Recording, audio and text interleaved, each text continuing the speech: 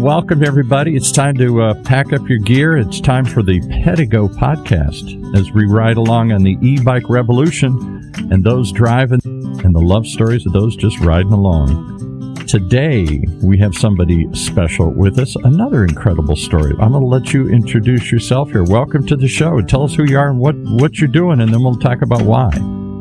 Thanks very much. My name is Lisa Badaloto. I am the co-owner of PEDEGO Electric Bikes in Fort Myers, Florida. Both my husband and I. My husband is Skip, and I am Lisa.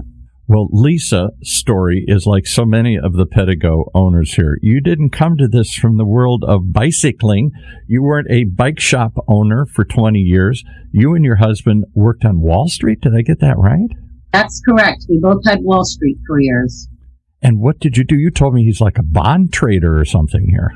Yep. My husband was a bond trader, and I was a bond salesperson. I sold corporate bonds institutionally, and he traded bonds institutionally as well. So how in the world did you decide to trade in a career trading bonds to open up an e-bike store in Fort Myers, Florida? That sounds like a giant leap of faith here.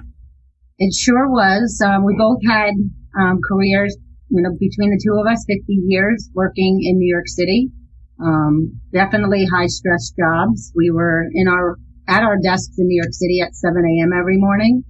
And my husband was kind of looking for the next thing. And he has 3 boys, and they were all out of college. They all had jobs. They all had girlfriends. And so my husband was ready to make the move. I wasn't as ready as he was, but when I finally, thought more about it, we were still young enough that we wanted to get out there and really enjoy life. And we had great careers, and we said, let's look for the next thing. And we saw PEDEGO, in a town in New Jersey, Spring Lake, New Jersey, where we had a house. And we were coming down to Florida year after year visiting friends. And my husband had the idea, we should open up one of these electric bike stores down in Florida. And I thought he was crazy. And here we are 5 years later. We walked away from our Wall Street careers. And now we opened up this fabulous store and love it. Absolutely love it. Take me through that moment when you decided, hey, we're going to make this leap. This isn't just a fantasy. This isn't just, it's like going somewhere on vacation and say, oh, I'm going to open up a bed and breakfast. I'm going to do something fun with my life here. I'm tired of the stress and the strain and all the other stuff here. Most of us never do that. We get home, we shake it off. But you didn't shake it off when you got home. It continued to percolate. How long did it take to make this change, or did it just happen quickly? No, it probably took about a year. We were dragging our feet a little, and we kind of circled the territory that we were interested in. And then it was when PEDEGO came back to us and said, you have to make a decision because more people were interested in the area. Yeah. So we had a condo in Jersey City, which was right across the river from New York City, and we had a home in Spring Lake, New Jersey. So we started off small, and we said, okay, let's sell the condo, which we did, and we kept the house in Spring Lake, New Jersey, thinking we'd get back yearly, which did not happen because we own a store and we're very busy, so we weren't able to leave as often as we'd like. And then the pandemic hit, so we didn't get back. So we wound up selling the house in New Jersey last year, and we are here now full time. We are full time residents through the summer, and never one regret. Never once do we look back. We miss family, of course, but don't have one regret. We love what we do. So you're not snowbirds anymore. You don't just fly down for the winter and fly home. This is your commitment.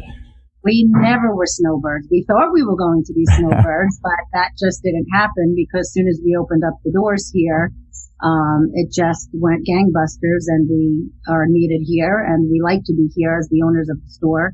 We're very passionate about it. We love to come to work, and we just stayed here. And like I said, we sold the house, and now we're pretty much stuck here. And we live 10 minutes from the store. We sold one of our cars. We now have one car because the other one rides a bike to There you work. go. See, wow, you're even living the life yourself here. Not just selling the life, you're living the life.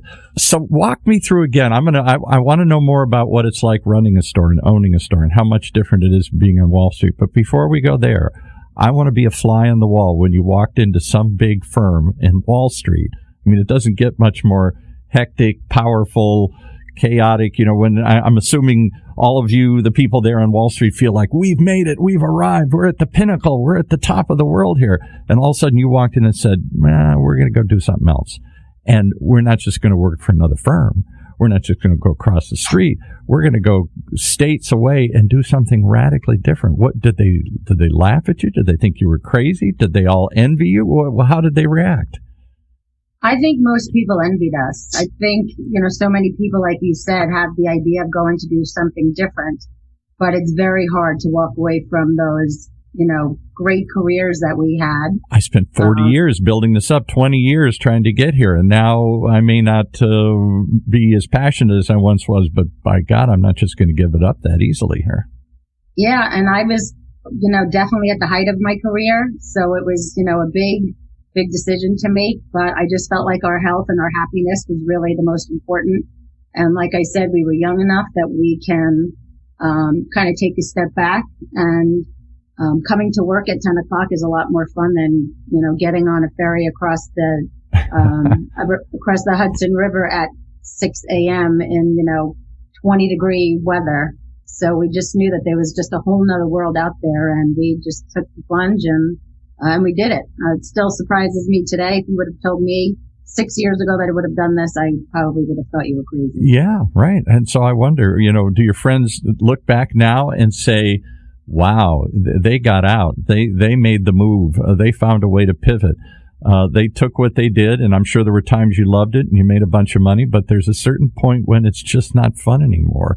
And that seems to be the priority. Is it much more fun running this business? I mean, it's still stress and strain because you're in business for yourself, but you're dealing with a different kind of customer and selling a different kind of product here. Yes, completely. Well, the biggest obstacle is working with your husband and living with your husband. So that's our biggest challenge, that we live together, we work together. But this is my little area up here, my desk and the sales and all the accessories. And then around the corner, there's a service area where my husband is supposed to be. Right. She doesn't stay back there. But now we have a full-time mechanic. So that's our biggest challenge, is working and living together. But owning a business, it's stressful, but the stress that was involved in what we did is a whole nother level. And having your own business is it's interesting, and you get what you put into it, like any career. I mean, our careers were the same. Sure. But we love it. I sold corporate bonds for 25 years. I never saw a corporate bond. I never held a corporate bond. Yeah, exactly. And I sold billions of them. So coming here and seeing my bikes every day, every bike in this store belongs to me. I look at them, and I'm so proud of our store and what we've done, what we've accomplished. And I just enjoy listening to myself talk to you, because I still can't believe that we did it, and we did it so successfully. We're both, my husband and I are both natural salespeople, so that certainly helps. We both have very strong business minds, and I was always pretty good with financing and my finances, so I think I brought that into the business, and I kind of know how to spend wisely, and I know how to make good decisions. So I feel that that's been a really big help with our business, for sure. And talk about the difference in selling a product that people take home with a big smile on their face, as opposed to an anonymous financial instrument like a corporate bond that it's important, but I don't know, do people walk away with a big grin when they buy one? Sometimes. They made a lot, I guess. Yeah. But it was, it was certainly a harder sale, selling corporate bonds. But here, the joy that we bring to people, and if you look at our first interview when we first got into this business, the number one thing I said was that we were interested in bringing good health to people that wanted to be active, they couldn't be active. Yeah, so it was all about having a healthy lifestyle, not only for us, but that we can also bring that to a customer base, because our customer base is the baby boomer generation, 60s, 70s, 80s, 90s. Yeah, right. And so to know that we're helping to keep them in a good, healthy state, was just something that was really meaningful to me, and to keep ourselves healthy as well. Not just sitting behind a desk for 10 hours like we did. We had William Shatner on one of the shows. He just turned 90 and he loves riding PEDEGO e-bikes. And I'm like, what are you doing on an e-bike? He says, it's fun and I can do it. Is that the same experience you're seeing out there? I mean, do these things sort of sell themselves, or do you have to really convince people to, at 80, 90, 70, to take a risk and get back on a bike again? I was going to say that when I sold corporate bonds, it was a lot of discussions and, phone calls. This really does sell itself. I mean, that's the easy part of our job, that these bikes do sell themselves, and, having a really strong, company that stands behind us with PEDEGO, it just really does sell itself. It makes our job very, very easy. I don't feel that we have to make a hard sale and make sure somebody buys something, when they walk in our door. We're very comfortable to tell people, go do your research, because we know that they're going to come back. So, they really do sell themselves. And that's why the motto for PEDEGO is hello fun, because, our posted children are our customers that come back on the test rides with us with just the biggest smiles on their face. And what do your friends and family say about this? Are they enjoying the ride that you're on, or are they still shaking their heads and saying they'll come back?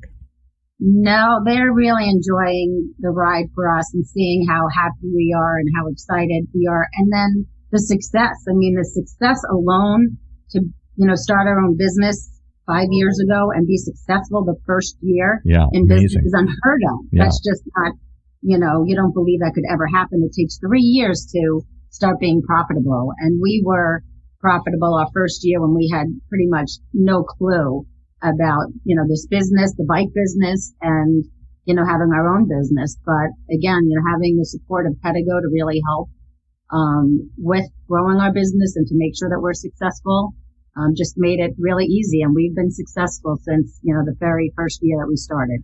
Talk about the difference between owning your own business or working for a giant. I assume you worked for some giant firm on Wall Street. They all seem like the giant firms on Wall Street. Yeah. Tons of people in high-rise buildings. There's an excitement to that, I'm sure, but there's a pressure to perform, no question about it. But somebody else is renting the building. Somebody else is paying the overhead. Somebody else is doing the corporate marketing and all that kind of stuff here. Now you're on your own. Does that seem scarier, or does it seem more liberating and exciting? I don't know. When I first started, there was so much to do. And, just between social media and where do you advertise and how do you advertise? Getting staff. I mean, that took a really long time. That was our biggest challenge. Yeah. And paying the rent. And finding the spot and getting to know a place that we were not familiar with. So we just moved our whole lives down here. So it was scary, but again, because of the success of our first year, just made it, a big sigh of relief that we did really well. And we just knew, again, having PEDEGO behind us and having access to the CEO, Don, that I have his cell number. I can talk to him anytime. Amazing. Yeah. And Tom Bach, who was the first one that got us, involved, that we worked with him a lot. They were just always available. So that was always, you had somebody that you can turn to and to get help if you needed it. So it's overwhelming with all the things I still think that I do, as I pretty much run the operations of the business. And then my poor husband was the mechanic, where he had never changed a flat tire in his life. And there was a lot of stress there. Again, working with your husband and living with your husband. So, that was the biggest challenge, was really getting, somebody to be the mechanic. And that by far has been our biggest challenge. And we succeeded and we got him. So now we're I feel like we're really coasting. And do you have to turn it off when you get home, or is it just intertwined in your whole day here? The business and your life is just one continuing story here. We try and turn it off. I was pretty good at that when I was selling bonds. I was good at turning it off sometimes, I should say. But we're pretty good at turning it off, but it's just a fun thing. So we're always talking about, the bikes and what we're going to do tomorrow and where we're going and events coming up and everything. Because you guys, that's the reason I'm asking is it isn't a store that you just close the doors and walk away from. The PEDEGO stores seem to have a connection with their customers. They come back, they just drop in to say hello. You have weekend rides with them or special events you do with them. You don't sell them a bike and never see them again like so many other things. You seem to build a connection and a community around this. That's right. A lot of my customers have my cell phone number, which is sometimes good, sometimes bad. Really, it's 2:00 on a Saturday here, right? Yeah. So, but that's the thing. I mean, we've made so many friends that are our customers that are now really good friends of ours. So we're very fortunate that, being new to this area, that we've met so many people. And it's funny because sometimes I feel like we're a bit of, a celebrity, that we're the owners of the PEDEGO Electric Bikes store in Fort Meyers. Right. we've been on every news channel because every news Look at that. channel had done stories on us, so people know who we are. So it's a proud feeling that I have that we do give back to the community. We try and do well with the community, but we do take it home because it's a big part of our life now is being, the PEDEGO dealer in Fort Myers. And that's got to be different. I'm sure it's exciting to be on Wall Street. You feel like you're at the center of the universe here. But you're just one of millions of people coming into the city every day here. Nobody really knows your name or stops and says, hey, even famous celebrities don't get stopped on the streets in New York. Suddenly you move to a smaller community and you have a bigger impact. And people start to know your name and ride by and say, hey, Lisa, how you doing? What's that like to be recognized and to feel part of the community here?